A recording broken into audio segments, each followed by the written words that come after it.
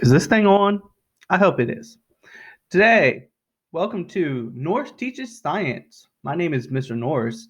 Today, we are going to talk about characteristics of life. So in this video, your goal is that you can say, I can understand the characteristics of all living things. I want to think for a second. What do you think it means to be living? All right. Then think of this. What's living? Is a rock living? Is a virus living? Are you living? These are all what we're going to talk about in this video. But before we start that, let's talk a little bit about what is biology. So you're in this video series. This video series is how I teach my biology class. And so biology is the study of all forms of life and all types of organisms. We can get that by breaking down the word biology.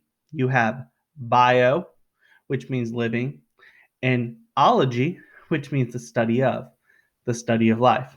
So when we talk about biology and we're talking about these organisms, we're talking about stuff like bacteria, fungi, plants, animals. All of them are types of organisms, but those aren't the limited ones. There's many different types of organisms out there, but those are just some examples.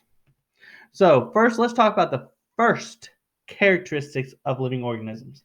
The first one is that all organisms are made of cells.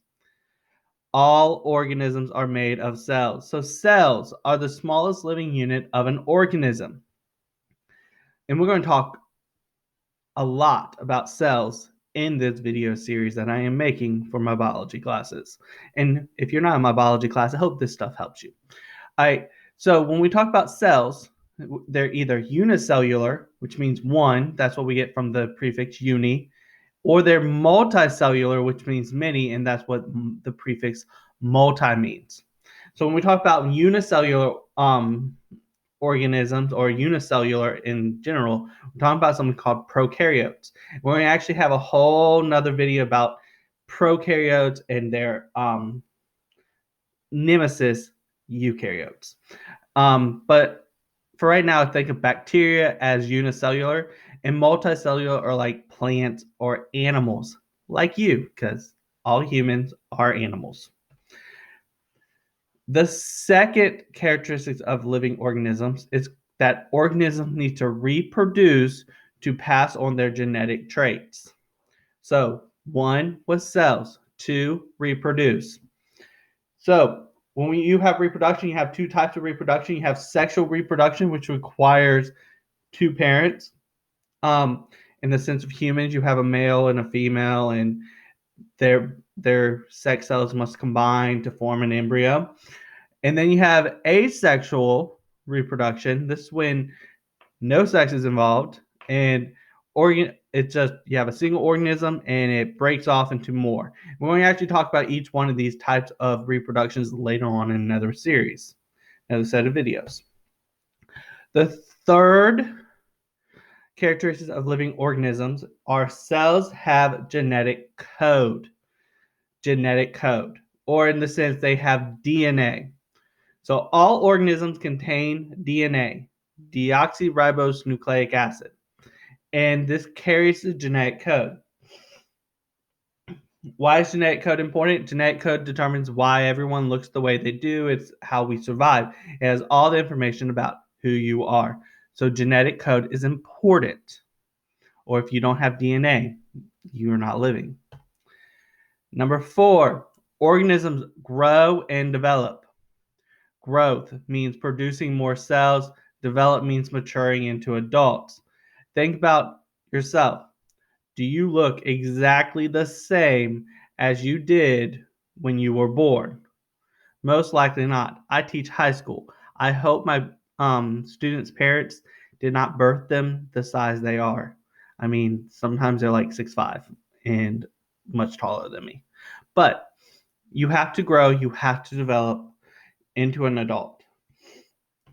The fifth requirement for being alive is that cells require food and energy, also known as metabolism.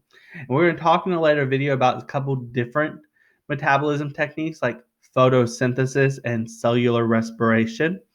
But humans all do cellular respiration, and photosynthesis is something that mainly plants do. But we're going to talk more about them later on, but you have to have metabolism. Number 6, organisms respond to a stimuli. And I know right now you guys are just watching the GIF about the Venus flytrap eating a frog. I'll talk about that in a moment. A stimuli is anything that causes a physiological response, and it's very important to survival and reproduction. If you go outside and you're cold, that you're responding to a stimuli because you're going to go get a jacket. Here, this Venus flytrap, this frog tripped its little ligaments in there. I'm not sure if ligament's the word. And it responded by closing up. And if you don't know, it's now going to release an acid to start to dissolve that frog and absorb the nutrients. They're called carnivorous plants. There's tons of them out there. Number 7, homeostasis. Organisms, cells have to have a homeostasis to be living. Homeostasis is the regulation and the maintenance of constant internal conditions in an organism. For example, if you get too hot, you sweat. The purpose of the sweat is to cool you off. When I exercise, I sweat a lot. And insulin. Insulin is in your body. It's produced by the pancreas and is there to regulate your blood sugar. People with diabetes, some forms of it, they cannot produce the insulin themselves. That's why they have to take insulin shots. Right? The last way to be considered living is things have to evolve. And I know what you're thinking. I don't believe in evolution. Evolution does not mean we came from monkeys. Evolution just means that things change over time. You can even look at cell phones. I got to see cell phones evolve over the course of my life because some of you guys have always been around cell phones. They used to be bricks. They got to the point where they were so small that you could have lost it in your pocket. And now they're really big so you can watch videos or, TikTok, YouTube. You're watching this probably on your phone. Who knows? But there's proof of evolution in the fossil record. Sometimes evolution is good. Sometimes evolution is bad. One theory is that dinosaurs evolved into birds. So these are your 8 characteristics of living organisms. And this is the end of the video. I really hope that you learned something in this video and come back and learn some more. There'll be many more videos in this series, and I'm always here. This is Mr. Norris, and I'm signing off.